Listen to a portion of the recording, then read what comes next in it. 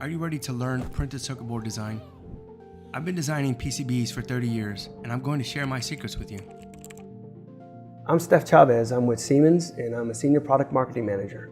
So in this first best practice pillar, I'm going to cover an outline how a digitally integrated and optimized multi-domain environment can enable secure, efficient, and concurrent designs across all engineering teams.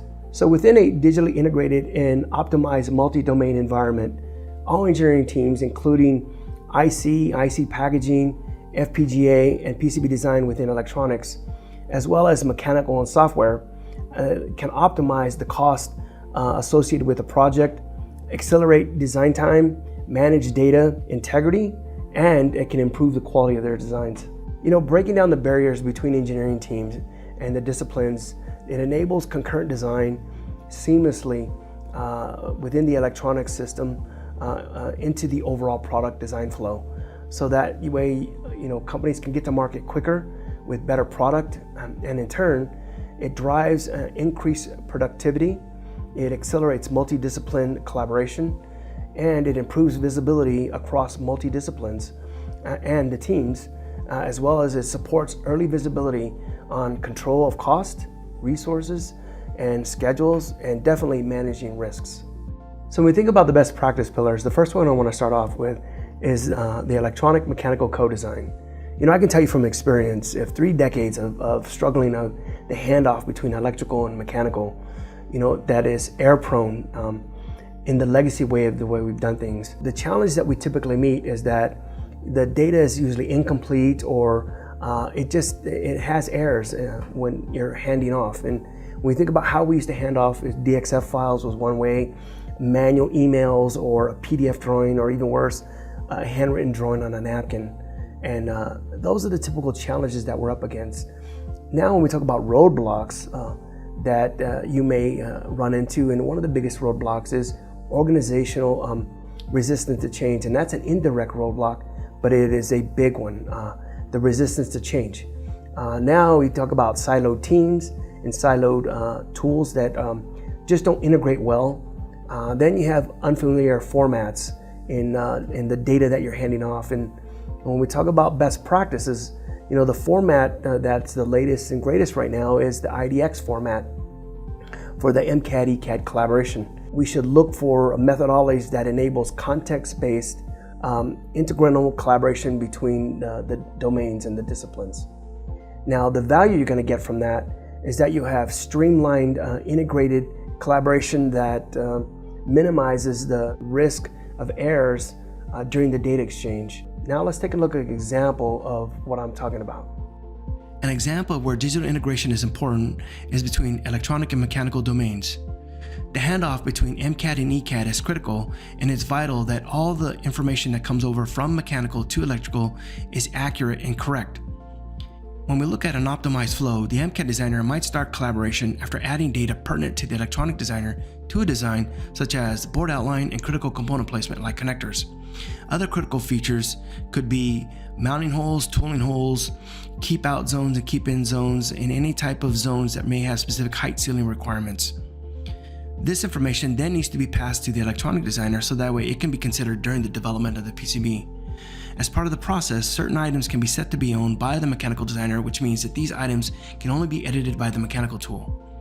Doing this helps eliminate any accidental changes to items critical to the mechanical aspects of the design that would cause any unnecessary rework downstream. Starting collaboration with the electronic designer is as easy as creating a baseline. With the baseline created, the electronic designer can look at the baseline and preview the information in the baseline file. This is why it's vital that the exchange between MCAD to ECAD to be as seamless as possible, and the data that's being passed over is accurate and correct. Items like the board outline, mounting holes, placement instructions, and components all show up in the tree view and allow the designer to make sure that nothing in the file would interfere with any work that may have already been done.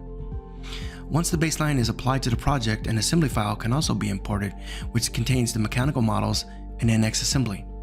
Further changes in the domain can be set by creating proposals with either the domain experts having the ability to either accept or reject the proposed changes.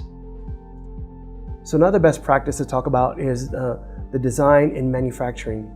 And what I mean by design and manufacturing is the collaboration between design and manufacturing and how they're exchanging data. And it should be bidirectional.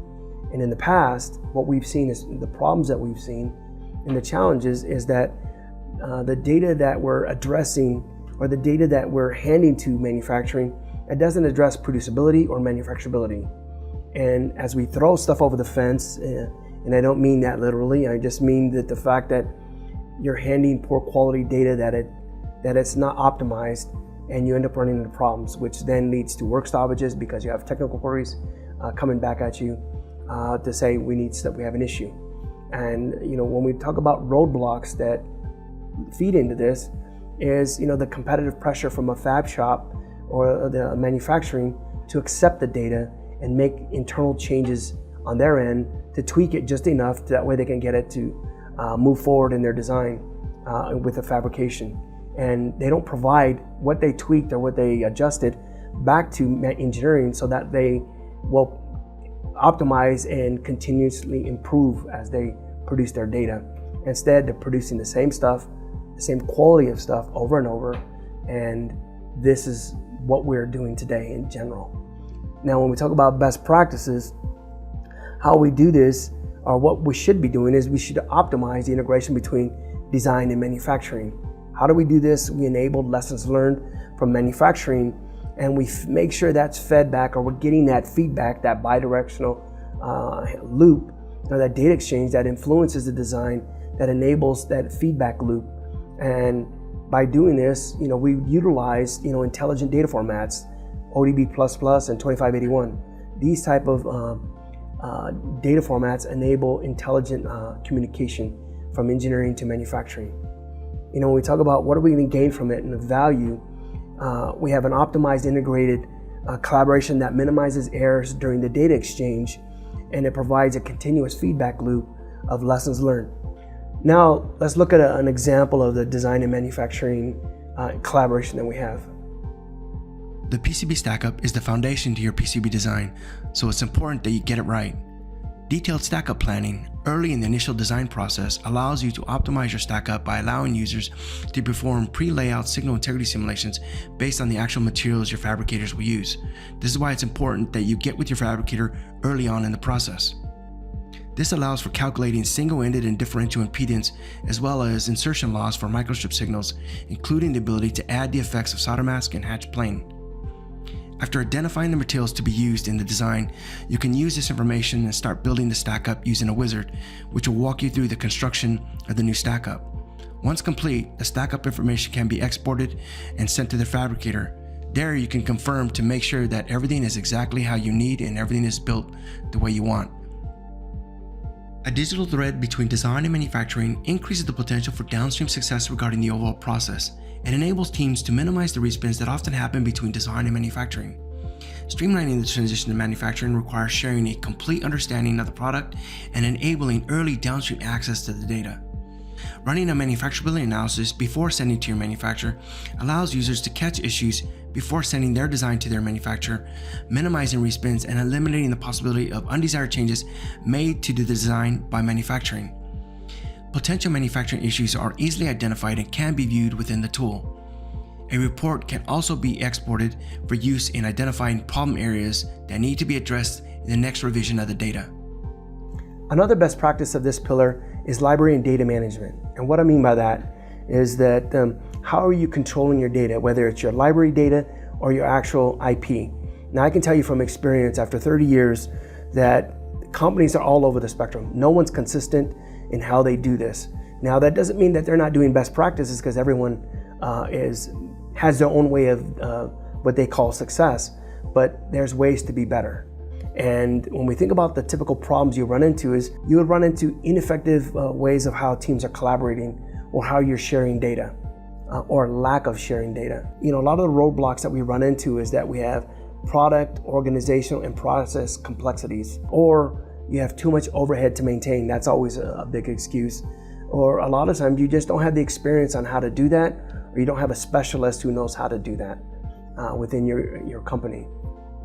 Now, when we talk about best practices for this, is you want to establish internal guidelines.